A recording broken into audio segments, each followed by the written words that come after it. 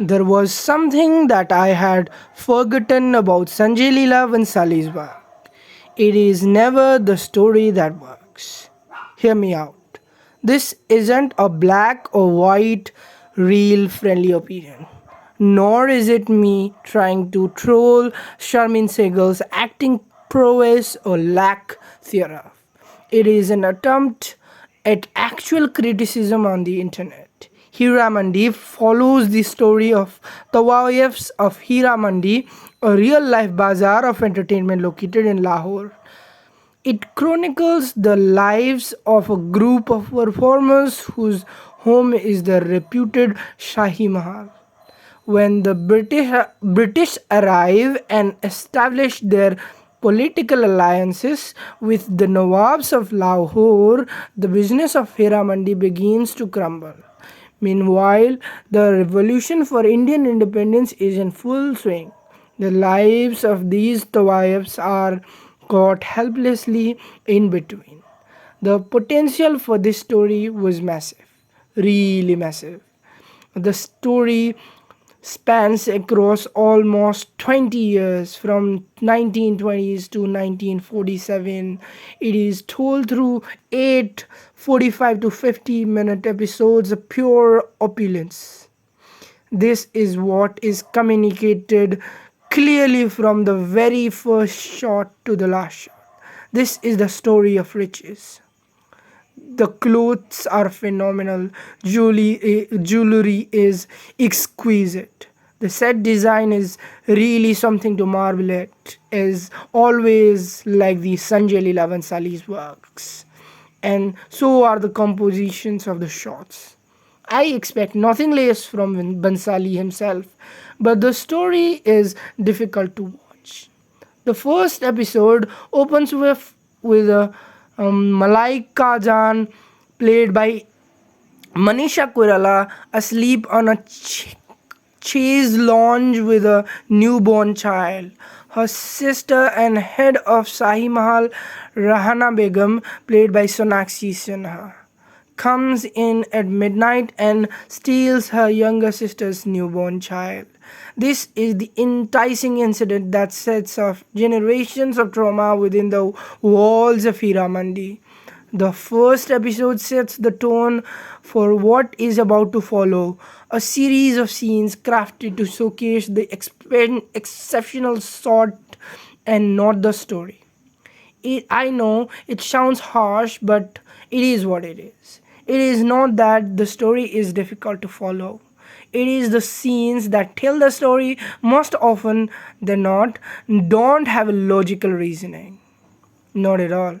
This was my feeling for the first 4 episodes of the series. A lot of explosion, followed by more explosion, followed by more exposition with little to connect them to the larger story, to the larger picture. And even though we have had almost 4 episodes of exposition, somehow new pieces of information sneak into the storyline, even into the last episode.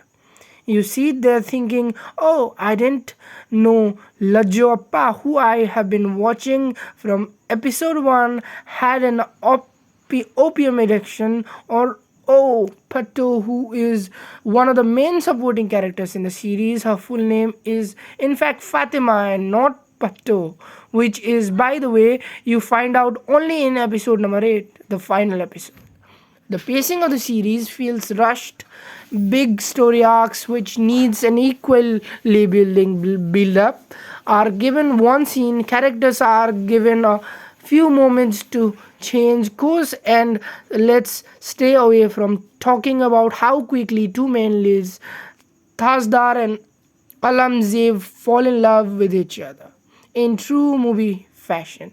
That too, the Bollywood romantic, typical Hindi movie fashion. It is with one look, yes, the shots are without a doubt absolutely stunning, but the story held me more when the shots weren't actually as beautiful. Not to be a purist, but a series about skilled performers and dancers really needed some skilled performers and dancers. what the camera was able to achieve while shooting the dance sequences the performers brought down with their dancing. Had the series not been about the Tawaiefs at this moment would not have mattered. But since we are talking about women who have legendary performances history, the training makes a difference. And I don't know why SLB has this weird fascination with kotas. Firstly, with Gangubai Kathiwadi and now Heeramandi and his, his this mm, fascination with Kotha is continuing. I'll be honest, the idios what the hell is this idiosyncrasies of the time I fell in love with the language, the adab or politeness, the salam upon greeting someone, bidding adieu with Allah Hafiz.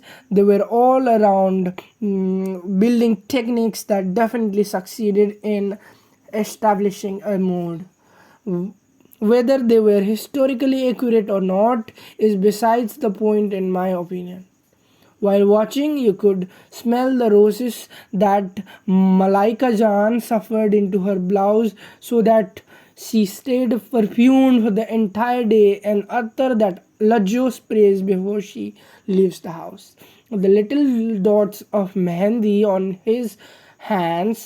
their hands actually, were stunning details that the show needed. But while it succeeded in making sure I would like to smell, see, and hear Heeramandi, it didn't convince me that I needed to watch the show for it. It's difficult handling a piece like this that is told through only 8 episodes. The world, the time, the kind of mood Vansali wanted to capture and constantly wants to capture is unfortunately not mini-series friendly. However, I think OTT series format really does suit his work. He has the luxury of going into an unending detail about the things he is most obsessed with: beauty, and absolute beauty. Speaking of Aditi Rao Hadri, Manisha Koirala, Tahasha, Badusha are wonderful in this series. I had forgotten how Manisha shines on the screen. She gave life to an on paper simply cruel and vindictive Malika Izan. Aditi Rao Hadri is the silently brave Bibbojan, on the other hand, is made for periodic films. Her genres made her that way, and what a delight Badusa is the principal Tazdar on screen. Would I watch Heeramandi again? No, not really. Do I want to smell of rose perfume though? Definitely. You can watch Heeramandi on Netflix.